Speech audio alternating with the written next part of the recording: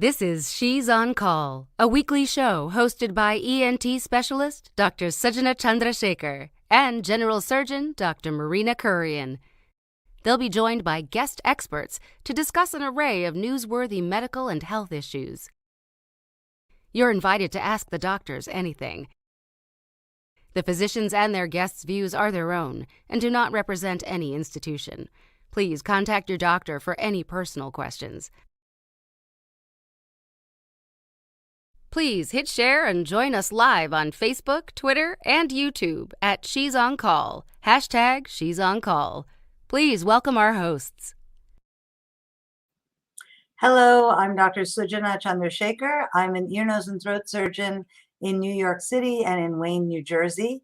My co-host, Dr. Marina Kurian, is a minimally invasive surgeon and bariatric surgeon, and unfortunately is not with us today, so you guys are stuck with just me. We have an amazing show. Thank you for tuning in on time. Most, but not all of America turned their clocks backwards today, so some of us got an extra hour of sleep, and those of us who worked overnights or the weekend unfortunately got to work an extra hour. So shout out to our friends in healthcare who had to work an extra hour this weekend. Thank you. You know, it's November, but it's also sometimes called Movember. A lot of men don't shave in Movember to raise awareness for men's health issues and prostate cancer in particular. Today, we're going to devote our show to prostate cancer and men's sexual health.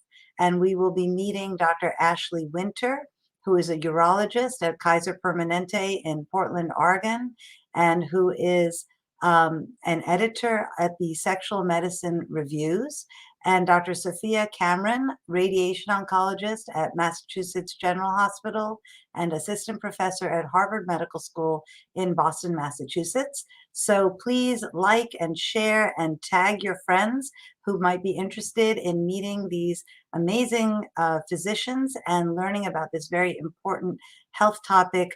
You know, as we said on the breast cancer show last month, breast cancer doesn't just affect women, it affects the entire family, the entire community, and we can say the same thing about prostate cancer, not just being something that only men should be interested in, but in fact, as a community, we should know about.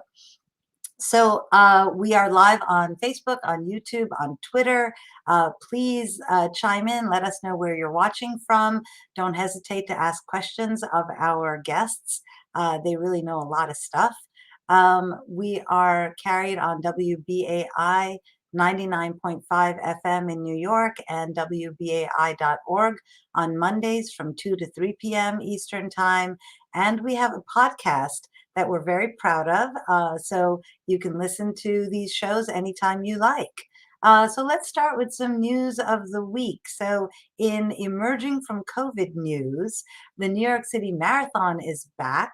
It was a chilly and sunny 40 degrees or Fahrenheit or 4 degrees centigrade at the start of the marathon. It's all the way up to 50 or 10 degrees now. Dr. Lippy Roy, who is a friend of She's on Call, is one of the army of medical personnel volunteering their time and effort for these over 31,000 runners who are running today. So good luck to all of the runners. And I want to just do a personal shout out to 3 of them. Elizabeth Ann Tomasi, who along with band director Dr. Darren Gage, led the Glenridge High School Marching Band to #1 place in national championships at MetLife Stadium yesterday, is running the marathon today. She is bib number 22035. So go Lizanne. Kelly Garvey Sachter is winning against multiple sclerosis every single day, and she is running wearing bib number 32485 to support the Tisch Multiple Sclerosis Research Center of New York. So go Kelly. And the niece of one of my medical assistants, Dana Gallo, is running her 3rd marathon today to raise funds for Human Rights Campaign. Go Dana. Well, on the COVID front, we have some bad news, some okay news, and actually some good news. We hit some really heartbreaking milestones this past week. Worldwide, over 5 million people are known to have died of COVID-19, and that is very likely an underestimation. There are nearly 250 million reported cases of COVID, and nearly 200,000 people died of COVID-19 just in the past 4 weeks. Only 39% of the world is fully vaccinated, with many countries below the 10% level. And unfortunately, Europe is facing a harrowing fourth surge right now. In the US, our numbers are nearly 750,000 deaths and nearly 46 million total cases of COVID-19 since it began over a year and a half ago. This is not over. We still have about 19,000 new cases per day and 1,400 deaths per day of this disease. We have some major hotspots in the Midwest and in Alaska, and there are still hospitals that are just overrun and unable to care for other patients, like people who have heart attacks or strokes or get into accidents. The okay news is that about 2/3 of people aged 12 and older in the US are fully vaccinated, and those who qualify are getting boosters. Why should you get vaccinated? You are 6 times more likely to get COVID if you're not vaccinated, and you are 12 times more likely to die of COVID if you're not vaccinated. So please get vaccinated. We saw some huge positive news on the COVID front this week. The CDC, after hearing from the FDA and the review board, the CDC, or the Centers for Disease Control in the United States, voted unanimously 14-0 to approve the COVID-19 vaccine for children between 5 and 11, which is wonderful. The vaccine is made by Pfizer, and it contains 1/3 of the dose of the adult vaccine. It even contains a tinier needle than the adult vaccine, which already has a tiny needle. It is a 2-dose vaccine, so your child has to come back in 3 weeks to get their second shot, but this is a great benefit. Why? What happens when we vaccinate these younger children? For every 1 million vaccines we give to the 28 million kids in the US between the ages of 5 and 11, we prevent 114,000 cases of COVID. We prevent 191 hospitalizations in girls and 226 in boys. We prevent 260 cases of multiple inflammatory syndrome in children. And we prevent 60 girls and 72 boys from having to enter the intensive care unit. But by vaccinating kids, we don't just protect kids. The research is very clear that by vaccinating kids, we actually protect adults and the entire community. So there've been some really cool modeling that's been done. And the projections show that vaccinating younger children, as we have now started to do, protects the whole community from both the Delta variant and from future variants that may appear. And then in our final good news of COVID story this week, there is an oral treatment that has been approved in the United Kingdom for COVID. So this does not replace vaccination. This is like getting a flu shot, but then if you get the flu, you can take a pill called Tamiflu. So this is, you get the vaccine, please, because it really protects us all. But if you get the disease, the Merck product, which was approved in the United Kingdom, cuts your risk of serious or severe disease by half if given within 5 days of onset of your COVID disease. And then there's another one that Pfizer just presented their data to the United States Food and Drug Administration, and it's a drug we know. It's a drug called ritonavir, which is used in HIV treatment. And in people at risk for serious or severe disease, it actually cuts their rate of hospitalization or death by 89% in the initial trials. So again, this does not mean don't take the vaccine. Please take the vaccine. But this means that if you get a breakthrough infection, we now will be developing treatments to help us, because we now think that we are going to be living with COVID in some shape or form as we live with the flu. So now that my soliloquy is done, I'm reminding you all that we are live on Facebook, on YouTube, on Twitter, on Sri Srinivasan's LinkedIn page. We are very, very excited to meet our guests. We have two experts in prostate cancer and in men's health. We have Dr. Ashley Winter, who is a urologist at Kaiser Permanente in Portland, Oregon, who is an editor at Sexual Medicine Reviews, and Dr. Sophia Kamran, who is a radiation oncologist at Massachusetts General Hospital and assistant professor at Harvard Medical School in Boston, Massachusetts. Welcome to She's on Call. Hi, great to be here. Hi, we're very excited. Yeah. Thank you. I'm so happy to meet you.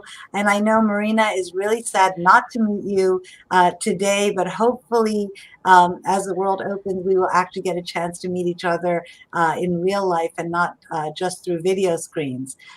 So Sophia, you pointed out that it's Marie Curie's birthday. Marie Curie has been my hero since I was a little girl. I had a skirt with deep pockets in it, and I felt like I was in the lab doing experiments and discovering radiation and radium and polonium, like Professor Curie. So we will actually talk about what her discovery has done to help humankind. It's pretty extraordinary. As you know, she won many Nobel Prizes, and she actually was offered a lot of money. She was offered $1 million back in the day to sell radium. And she said, nope, this is for the world. This is something I discovered, and it's for the world. And it's quite an extraordinary story. Let's get underway and talk about prostate cancer. So prostate cancer is really common. It's the most common cancer after skin cancer in men, fourth most common cancer worldwide. But as you guys pointed out earlier to me, more than 98% of men diagnosed with prostate cancer will live at least 10 years. So we really have to think about what treatments will do for their quality of life. So maybe we can talk, Ashley.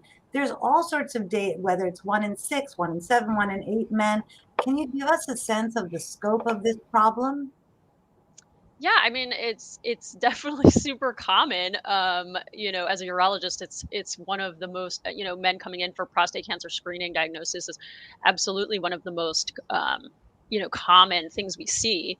It is interesting actually. So if you'll remember, maybe about 10 years or so ago, the United States Preventative Services Task Force, which puts out recommendations for screening for various cancers, had recommended against prostate cancer, like PSA screening, routinely. And then they eventually, changed it to a shared decision-making conversation with your physician. And that did initially actually lead to a decrease in men coming in for that.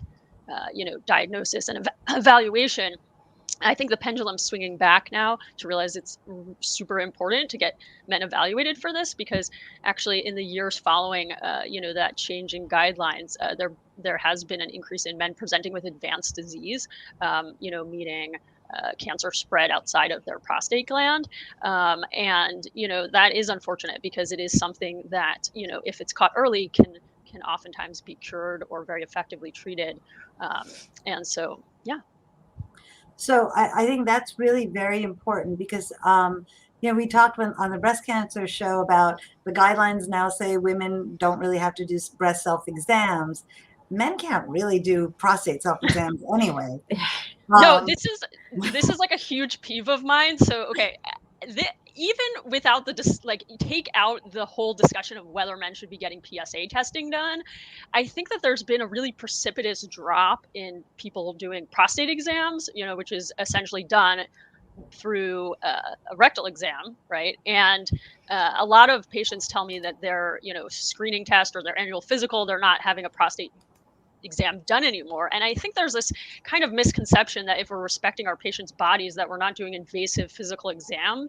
But part of a comprehensive evaluation of health is respecting your body. And some people say, oh, well, we have this blood test, we don't need to do a prostate exam. But there 100% are men who have a normal PSA. So PSA, sorry, I didn't explain that enough. A PSA is the most common blood test to screen for prostate cancer.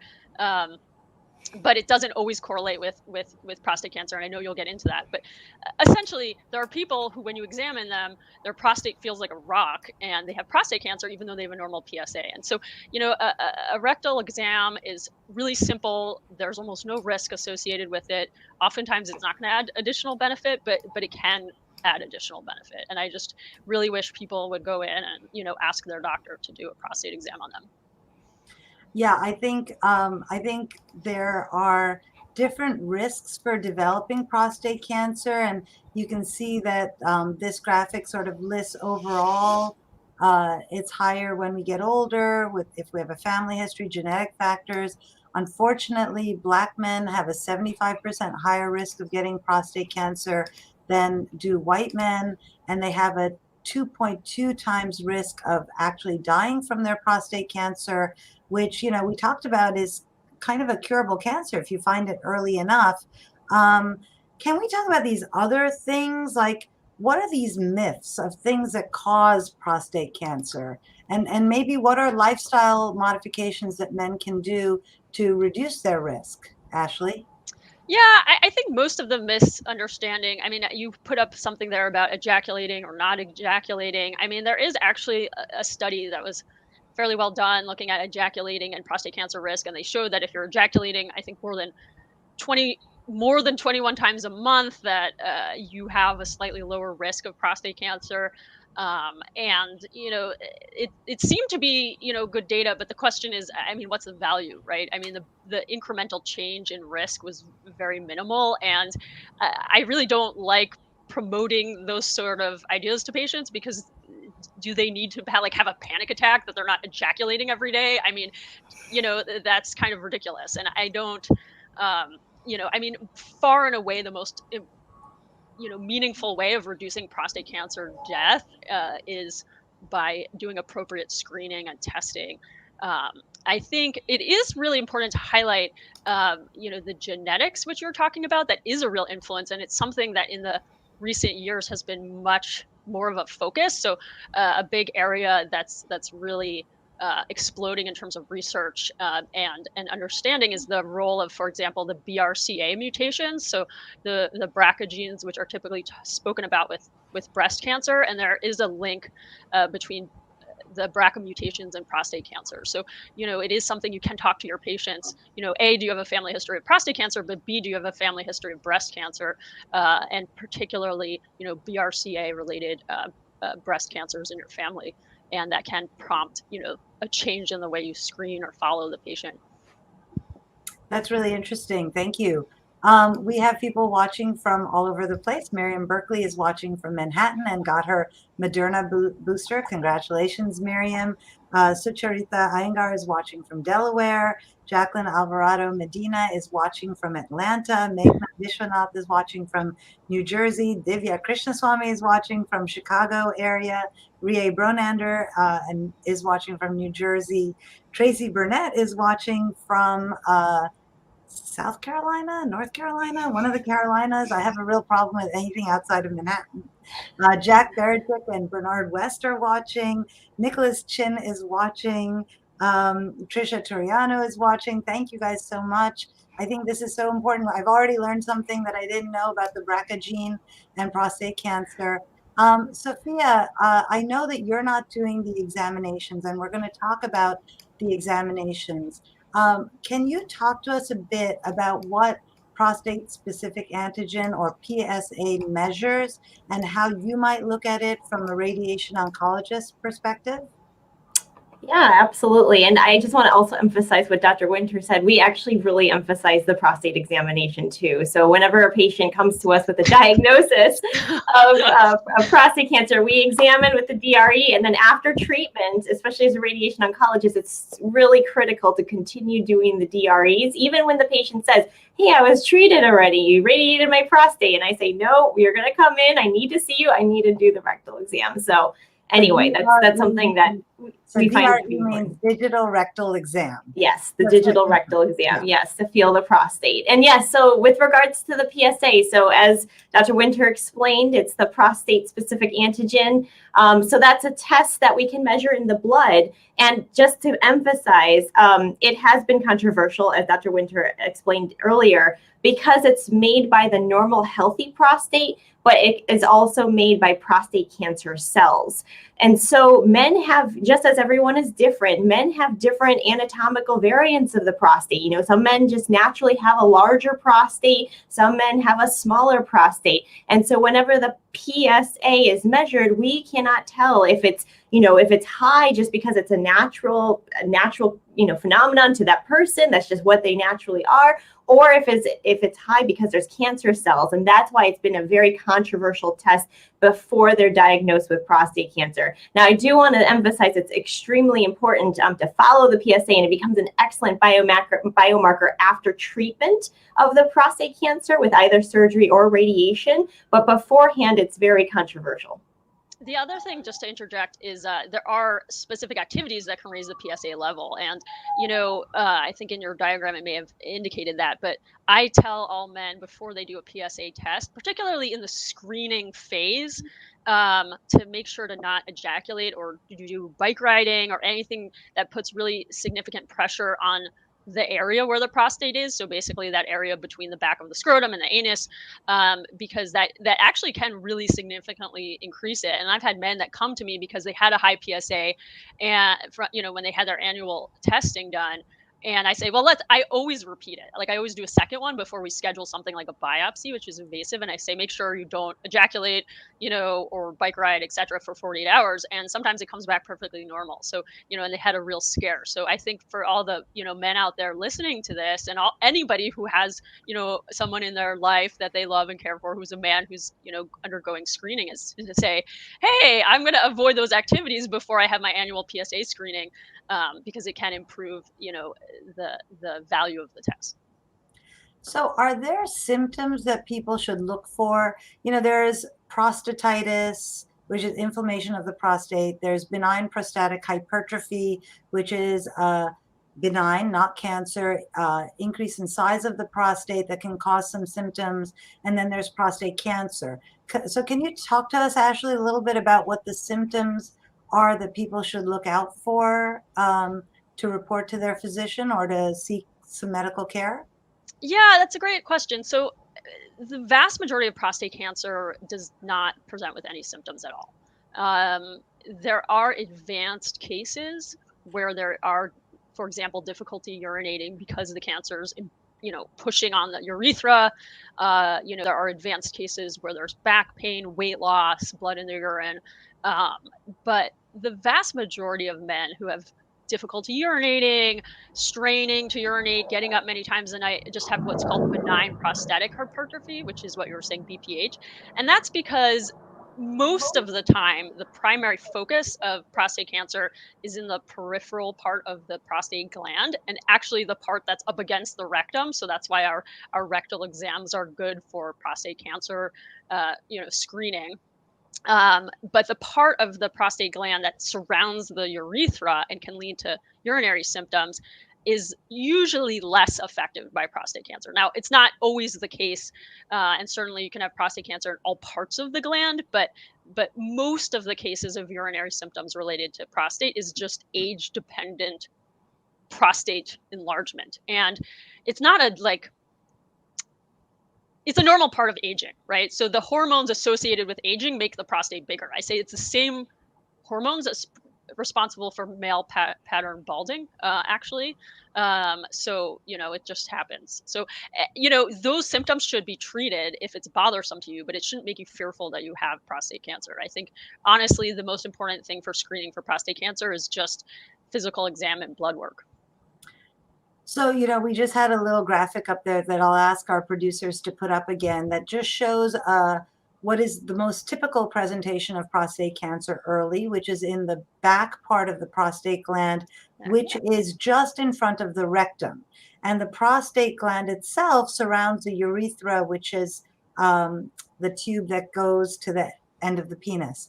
So can you talk to us about how often you are finding these early prostate cancers? And I know we talked a little bit about the DRE, or the digital rectal exam, but how important is it, and how accurate is it when you do that exam? Maybe I'll talk to Ashley about that. Yeah, I mean, it's so prostate exam, there are many people with prostate cancer that have a normal prostate exam. So it's not a very accurate test at all. And the main reason I'm an advocate for it is because you can catch cancers on it, particularly when other tests are negative, and it's of minimal cost and minimal risk, right? Aside from the discomfort of having, a finger up your butt. But, so there are plenty of people. I mean, a really common category of cancer that we have as a category is a prostate cancer detected based on PSA and with a normal exam, and that's kind of like a category, and that is, the majority of people who do come with, localized prostate cancer. Mm-hmm. I would just like to say that I find it very useful when a gentleman does have an enlarged prostate and their PSA, it just tends to be on the higher side. Then if you do feel, something abnormal, and if you know that they already have a larger prostate and that's producing their PSA, you can pick up on something and just say, okay, we need to investigate further. So I think it's really important when you're talking about the need for not just the blood test, but the need for actually an educated examiner to examine, looking for the right thing. And I appreciate what you said earlier about, avoid things that are artificially elevate your PSA, so you don't go down some crazy path of medical workup because you decide to go for a 10-mile bike ride the day of your PSA test, right? So once there's a tumor there, then, or you suspect that there's a tumor there, you have to biopsy it, right? So how are these biopsies done, Ashley? So there's two main ways. The historic way that most of these biopsies were done was through a rectal ultrasound probe. So basically the patient comes in, we put an ultrasound probe in your rectum, and then we do a template of samples, usually 12, just, based on quadrants that we have kind of made up. We give antibiotics and some numbing medicine, and people do great. I mean, very minimal pain. There is a small but, significant risk, like less than 1%, but of, a severe infection after that type.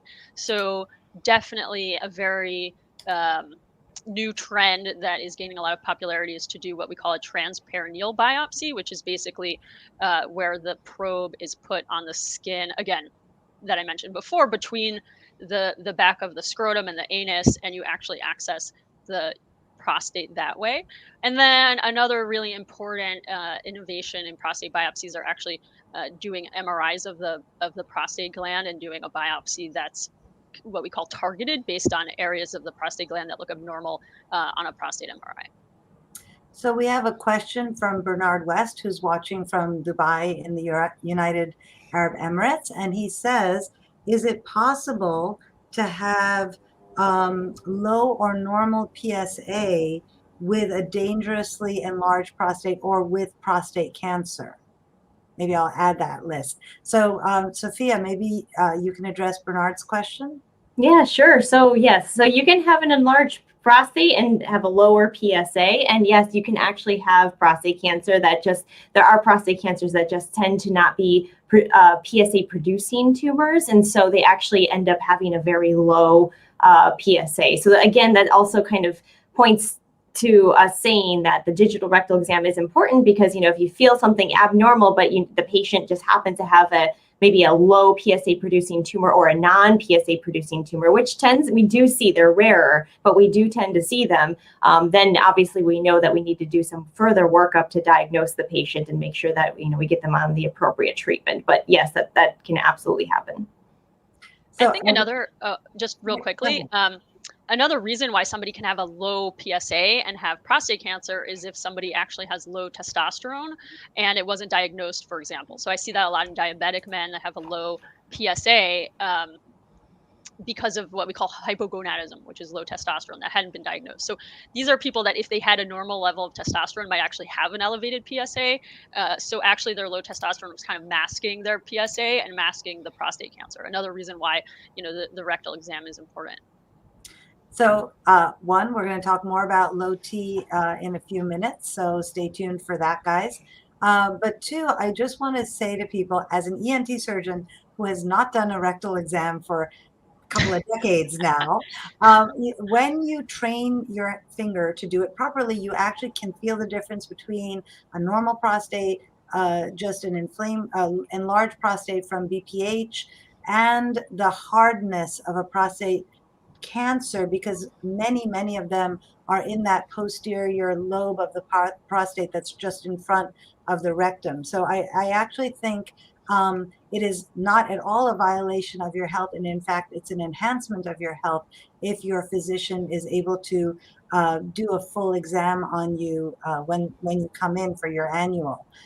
So Ashley said that they take about 12 biopsies, and then we send that off to the pathologist. And then Sophia, you get a Gleason stage. What is a Gleason stage? Why do you have two numbers that add up together?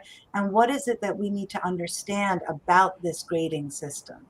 Yeah, that's a great question. So basically once you have the biopsy, it gets put onto a slide and it goes to our pathologists. And the pathologists are doctors that look at the cells underneath the microscope. And they basically want to look at the architecture of the cells, or they look at the cells and they want to see how abnormal the cells are from the normal healthy cells. And then that's how they come up with this grading system. The Gleason system was developed by Dr. Gleason many years ago, and it's really stuck, but it's very confusing because actually the lowest number that you can have is Gleason 6, which already sounds scary when you kind of first hear about it. You're saying, oh my gosh, like I already have 6, you know, what happened to 1, 2, 3, you know, and everything else. But it's because of this addition where they kind of add up these two numbers. They kind of look at it and then score what is the majority present in the area that they're looking under, and they give that a particular score. And then what is kind of the minority, or if everything looks at the same, then they give them the two same scores. So you can have like 3 + 3, and that equals 6. But we've actually been moving to a new grading system, which actually starts from at 1 and it goes from 1 through 5. And so the entire cancer community has been shying away from this Gleason scoring system because it's very, very confusing. It can really, as you can imagine, if you're told that you have Gleason 6 disease, and actually that's the best type of disease to be found, they get very, very scared and they get very worried. So we're moving towards this system where it's 1 through 5, and so 1 correlates with Gleason 6, 2 with 3 + 4, and then 3 is 4 + 3, and 4 is 4 + 4. So it kind of it matches together, but that's how we determine the aggressiveness of the pathology. And then, thank you. I really appreciate that. And I have to tell you, thank heavens that you guys are making it easier, because it is so complicated and unnecessarily so. So unnecessarily either diminishes or increases the anxiety of the patient.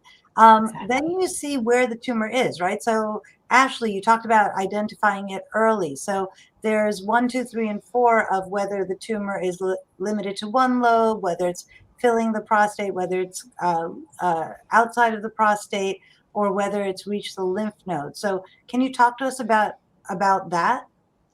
Sure. So when somebody it comes in for prostate cancer screening, we do a biopsy, that biopsy comes back, then we put together a few factors, including the physical exam findings, the PSA result, and that biopsy result. And we categorize the patient as what we call like low, well, very low, low, intermediate, and then there's subsections of intermediate and high risk, right? And then based on those categories, we determine A, what are the best treatment options, and then B, what additional testing they might need. So if somebody is in the high or what we call unfavorable intermediate risk group, we'll do additional screening for signs of cancer outside the prostate, because those are men who are at a higher risk of having cancer that has spread beyond their prostate. So, the typical tests that we do are a CT scan and a bone scan.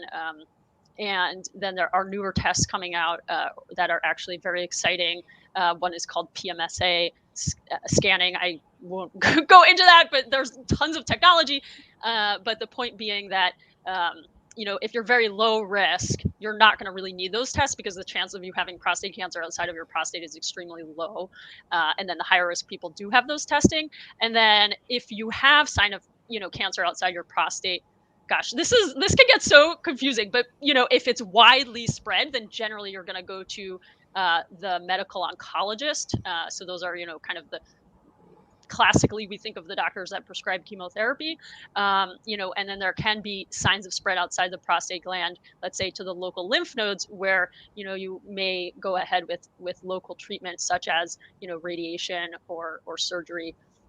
So Yeah, so clear as mud, right? But I think it really hopefully that makes sense. It really does help us to understand how physicians think. So Matt Schifrin wrote in and said, let's talk about treatment. And yeah, I think we should talk about treatment. So now we've gotten the staging and we kind of know how extensive the tumor is.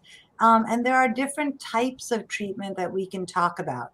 So globally, we can talk about surgery, and we can talk about radiation, and we can talk about observation, because those are sort of the three buckets that people are put in depending on the nature of their prostate cancer and the size of their prostate cancer, and as you said, whether or not it has spread somewhere. So we're going to talk about surgery, but let's talk about radiation first.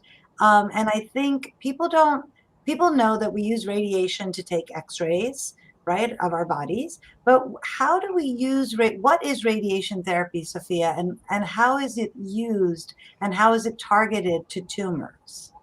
Yeah, no, absolutely. Happy to explain it, because radiation is a big black box that a lot of patients often come and say, oh my gosh, I don't know anything about radiation. And so happy to explain. So basically, yes, that slide tells you how it works. So it works by damaging the DNA within cancer cells, destroys their ability to reproduce. It causes the cells to die. And so the damaged cancer cells are destroyed by radiation, and the body just naturally eliminates them. Normal cells are affected by the radiation, but as you can see, they can repair themselves because they're normal and they're healthy in the way cancer cells can't. So we really harness the ability the biology, the abnormal biology of cancer cells with the radiation. And so for prostate cancer, just taking a step back. So as you said, the big first choice is, treatment or observation, which we like to call active surveillance. So that's kind of the first division that we think about when we meet a patient with prostate cancer. What are we thinking? What's okay for patients to do?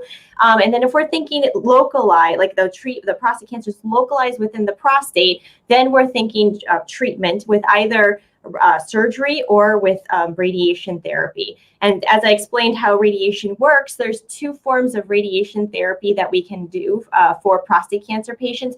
What I like to call is internal radiation, also known as brachytherapy, which we use two different techniques to actually insert either radioactive seeds into the prostate gland or temporary catheters that deliver radiation. That's a nice graphic there. So we call it low dose rate or seed brachytherapy, where we drop off these radioactive seeds directly into the prostate gland, or the high dose rate, HDR brachytherapy, where we place temporary catheters the same way. Again, it's actually placed through the skin, which is between the scrotum and the anus. We place these temporary catheters, we bring them down, we do a CAT scan to visualize the catheters, plan their radiation therapy, and then hook them up, deliver the treatment, and we take everything out. So this way it allows us to be very, very conformal in terms of keeping the dose really nice and tight and treating the entire prostate gland, with internal radiation techniques. Now, on the other side of the coin is the external radiation therapy, where we use high dose X-rays that go through the body, and we deliver it so that it concentrates directly in the area where we want to treat. In this case, we're talking about the prostate gland. So here's a nice graphic of a machine. We use something called a linear accelerator that delivers these high dose X-rays directly to where we want them to go. And as you can see, these are nice graphics where we outline where the prostate is, and we come up with a plan, and each plan is unique to a different individual's anatomy. So that's why we do a lot of planning that goes into coming up with a treatment course for a patient, and we deliver treatment that way. There are some side effects associated with both types of treatments. They're similar, but basically we cause some urinary bother, which manifests as increased urinary frequency, urgency, etc., some rectal habit changes, and then some minor fatigue. But there's no burning. That's a very common misconception. Patients are worried about their skin. There's no hair loss, nothing like that. But patients generally do very, very well, and we get them through the course of treatment. So thank you. That was like the best and fastest description of radiation therapy I have ever heard. I was going to say, so clear. I wish I had done a rotation on radiation oncology, because unless you do it full time, I feel like it's the biggest black box even to other healthcare providers. And even in my even in my counseling, like I can talk to, even though I don't do the prostatectomy surgery, when they ask about radiation, I tell them what I know from papers, but in terms of actually what happens there, it is hard, and a lot of the reason why, we get them over to the radiation oncologist for counseling is because, of that black box. So right. Yeah, it's great. Well, and it's really, really important for patients to know that it's not a fight between the surgeon and the radiation oncologist, right? It's a team approach, and it's really keeping the patient in the center so that the patient gets the best type of treatment for their tumor, whether it be active surveillance, which is observation, radiation, or surgery. And that it's not some tussle between the surgeon and the radiation oncologist to sort of get the patient. So, speaking of surgery, Ashley, can you talk to us? People talk about open prostatectomy and robotic prostatectomy. Can you give us a little clue about what the differences are between those? Sure. And just one other comment on, the treatments not fighting with each other. They also oftentimes, need to work together. So a big use of radiation, for example, is after a man has had the prostate cancer removal surgery, and it looks like, they have, for example, their PSA rising again, or they have really high risk characteristics on their prostate that came out, and it's determined that they need to undergo radiation after their surgery. So, and vice versa, there are men who have a prostate removed after primary radiation. So, these two things not only can be an either or decision, but oftentimes actually come hand in hand in terms of treating our patients. And I definitely, one of the most frequent, groups of other doctors I work with on a continual basis are the radiation oncologists, because we just share patients, instead of, like you're saying, fighting over them. So, yeah. So in terms of the surgery, yeah. So, the typical, there's a lot of misunderstanding, because there are a lot of things that can be done to prostates. There are lots of surgeries for benign prostate enlargement, which focus on opening up the channel of the prostate so you can pee easier. Those are not cancer surgeries, right? So one you showed actually was a TURP, where we go in with a camera and we kind of shave the prostate from the inside. A typical thing patients call it is a roto-rooter job. That's not in the prostate cancer bucket. So the mainstay surgically of treatment for prostate cancer is something called radical prostatectomy, which is where you remove the entire prostate and also the capsule around the prostate, as well as the seminal vesicles, which are two glands that insert on the back of the prostate gland. And you actually take that out, and then you take the urethra and sew it to the base of the bladder, because you actually fully detach the two during the surgery. And so the historical way of doing this was through open surgery, where you make a small incision on the lower part of the man's abdomen, and you open everything up, and you cut out the prostate gland, and take it out. The biggest downside with that surgery, and there are absolutely incredible surgeons who do this still, It's just that there's a very high blood loss associated with it, even if you do a perfect job. I mean, when I was in residency, I saw this guy do it who was just one of the 4 leaders of the whole, you know, surgery in the whole world, and he, like, there was like a liter of blood that was lost, and he was just like, oh, no big deal. Right. And so with the robotic, they use a surgical robot to essentially do the same surgery, but the main benefit is that when you do a robotic surgery, you actually increase the pressure inside the abdomen by filling it with air, and that reduces the risk of bleeding. And that is the way that the vast majority of prostate cancer surgery is done nowadays. So the robot doesn't mean that you're in bed, right? It means that you're actually in the operating room. And because you use these robotic arms in the surgery, you don't have to do these larger incisions, and maybe you can be a little bit more precise with the tumor removal. Is that right, Ashley? Yeah, I mean, I'd say that people who do open prostatectomy and are very skilled at it do it with the same precision. I mean, there's like lots of studies looking at surgical outcomes, open versus robotic, and you know they're the same. And there can, but I you know, definitely I think there are certain benefits. I mean, it's hard to see in the prostate; it's like deep in the pelvis, you know, and the robotic surgery helps see the whole area very nicely up close. So it is an amazing tool for this surgery, without a doubt. So we are live on social media, on YouTube, on Facebook, on Twitter, on Shree's LinkedIn page. You can ask us anything if you're watching us live, and we'll do our best to answer your questions. We're carried on WBAI 99.5 FM and on WBAI.org on Mondays from 2 to 3 p.m. Eastern Time. And you can listen at any time on our podcast, and you can certainly watch us anytime on our YouTube channel. We have Amalu and Thiru Iyengar watching from San Jose, California. We have Jackie Justine watching. Neerja Kikeri is watching. We had a question from Nina Yashbe, who is an ENT surgeon in California. She wanted to know what is the correct age to start screening? Yeah, I mean, well, screening for prostate cancer usually begins, according to the guidelines, at 55. If you have a strong family history of younger prostate cancer in your family, you can definitely screen earlier. For BPH, or you know, urinary symptoms related to benign or non-cancerous enlargement of the prostate, we don't really screen for that. That, you know, if you have symptoms of frequent urination, etc., then you should just talk to your doctor about it. Yeah, I think for screening of prostate cancer, it really depends on family history and your age, and also your race, because we do know Black men tend to be more commonly diagnosed with prostate cancer, and then also at a younger age too. So keeping all that in mind is important, and having a thorough discussion with your doctor is also important. You know, Jack Berajic writes, what urination frequency over an 8-hour period is common once you're over age 50 or 60? So we know people who used to sleep through the night, and now they're getting up maybe once or twice at night to urinate. When is it a problem that they should see somebody for?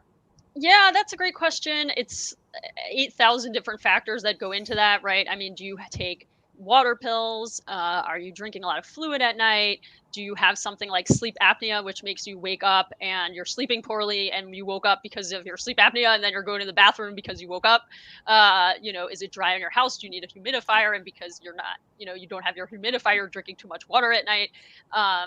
And then, of course, there is the reason why somebody's urinating frequently because of their prostate. So, you know, there's no specific number. It's definitely a big detailed evaluation. You know, I'd say if it's getting to the point where it's interfering with your daily activities because you're tired, then you should definitely talk to your doctor about it. I do think, you know, waking up once a night is pretty normal. You don't need to worry about yourself.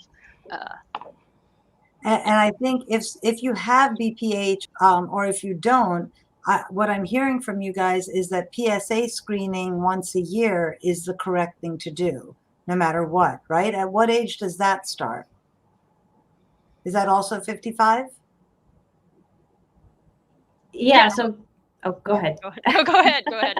I was going to say, yeah, basically based on the those guidelines, yes. But again, it also depends on family history. So if you had, for example, a father that died of metastatic prostate cancer at a certain age, let your GP know, your general practitioner know, because then you should probably be getting screened at an earlier time. Or again, it depends on race and genetics. And if your family has a long history of breast cancers, perhaps you should definitely let your general practitioner know, and maybe you need to be screened a little bit earlier. So again, it's a conversation, and that's also why the guidelines have changed to basically having an informed decision-making process and discuss this decision of testing for PSA with your doctor. Thank you. So we have Joe Diamond watching, Divya Hemge watching, Jackie Justine watching, Jeffrey Bumpus watching. Thank you guys so much. Matt wants to follow up a little bit on types of radiation. So what's the difference? We hear commercials all the time, right? For a Cyberknife, for proton beam, for all sorts of radiation types. So how does somebody come to figure out which type of radiation is best for them and their tumor? Yes, absolutely. That's a great question. And I guess I forgot to mention the most important thing. The reason why we offer all these different options is because surgery and radiation therapy have been found to be equivalent in terms of curing the prostate cancer. So that's another reason why we think it's very important that that patients have the opportunity to chat with both disciplines. Here at Mass General, we actually have all patients diagnosed with prostate cancer meet at the same time: a medical oncologist, a surgeon, and then also a radiation oncologist. So we can talk about all these different options. And if there's something that is steering us to a patient for one way or another way, we'll let them know. But oftentimes the patients are healthy and otherwise, there's nothing else going on, they have equivalent options. And then when it comes to radiation, it gets even more complicated because they have multiple options within radiation. Like I already touched on the internal and the external, but then you touched on some of the additional ones. So within the external beam type of radiation, there are some things called the Cyberknife, which is actually just a machine that specializes in delivering high dose radiation quickly. So in 5 treatments or less typically. We can actually do that with a normal linear accelerator machine, but they just marketed a particular machine to deliver it in that way. And so the 5 dose or 5 treatments radiation technique has actually been something that's being studied extensively. We actually have an open clinical trial here where we're randomizing men to the longer course, which is typically now about 5.5 weeks or 28 treatments versus the 5 treatments, because we're learning now that with our technology, we can really hone in on the prostate and be very, very precise and can see the prostate very clearly and minimize side effects to all those normal tissues. We use something called the spacer, which is actually a rectal a hydrogel that actually pushes the rectum out of the way, because we're so precise within millimeter accuracy. So even with a tiny hydrogel that's just 5 millimeters in size, that makes a huge difference at protecting the rectum. So that's one option. The Cyberknife, the 5 treatment course, we're still learning about it. If you have lower type of risk disease, it may be something that you could consider. But if you have a lot of urinary symptoms, or you have a couple, unique history with your prostate gland in general, we may not recommend it. And then the proton beam technology is a different type of particle, an external particle that we treat with. It's different than regular X-rays. It basically, the proton beam has been shown to target tumors a little bit more accurately. We can stop the beam a little bit faster than with regular radiation therapy based on the physics of that particle. It's still being investigated in prostate cancer treatments, actually. It hasn't been proven to reduce side effects. That's really what it can do, potentially. We know that the treatments and the cure rates are exactly the same. It's still about 28 treatments, no matter if you get regular X-ray or protons. But the hope is that maybe it can reduce side effects. We actually have a randomized clinical trial going on here, and a couple other centers where we're randomizing men to either protons or photons, and we're having patients fill out surveys about their symptoms, because we want to know if protons can truly reduce side effects in the short term and long term. Thank you. That's really very helpful. Let's pivot a little away from cancer, or in the continuum, let's say, of men's health. And let's talk about low testosterone. So, Ashley, you mentioned low T as One of the reasons why maybe your PSA may be low because you just don't have enough testosterone circulating in your body. And earlier this week, you actually tweeted about type 2 diabetes and sleep apnea and low T. Can you talk to us about what testosterone does and what happens as we age?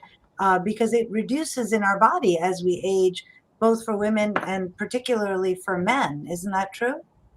Yeah, that's true. One of the kind of flashy names for, the reduction in testosterone as you age is called andropause. But, there's no precipitous drop off in testosterone production the way, that women go through menopause. But definitely most men do have some age related decline. And, many symptoms associated with low testosterone can be, low libido, fatigue, decreased muscle mass, decreased ability to lose weight in response to exercise. And, I'm sure many of us have heard about that because it's a huge topic. It's also a topic that just has such wild misinformation. So, one of the really most common misconceptions about testosterone is that it is the cause of all erectile dysfunction. And I have so many guys who come to my clinic and they're like, "Hey, doc, I went to this men's health center and they put me on T and my T is normal and I don't know why my penis isn't working." And, that is so common. Now, if you have a super, super low testosterone, you can have erectile dysfunction from low testosterone. But once your testosterone gets to the normal range, giving somebody more testosterone is not going to make their penis work better. That's just, there's like a leveling off, right? So you need to have a normal testosterone to have your penis work. And then if it's not working, it's from some other cause. So typical causes could be cardiovascular disease, so high cholesterol, high blood pressure, diabetes. All of these things actually really affect the penis. And the way to think about it is that, an erection is a blood flow event, and things that mess with the blood flow in your body and cause heart attacks, for example, also mess with the blood flow in your penis. And a lot of us in urology basically say that, the erections are actually the canary in the coal mine for cardiovascular disease. So definitely, if you're experiencing erectile dysfunction, it is important to talk to your doctor, and get screened with a cholesterol panel, have your blood pressure checked, really, basic things like that, but it's super important. And then another topic that's really important to talk about is the relationship between testosterone and prostate growth and prostate cancer. So a really big misconception is also that testosterone causes prostate cancer. Testosterone does not cause prostate cancer. Suppression of testosterone is a treatment for prostate cancer that has spread outside of your prostate, what we call metastatic disease. And it's also used in combination with certain treatments like radiation therapy, not all the time, but very frequently.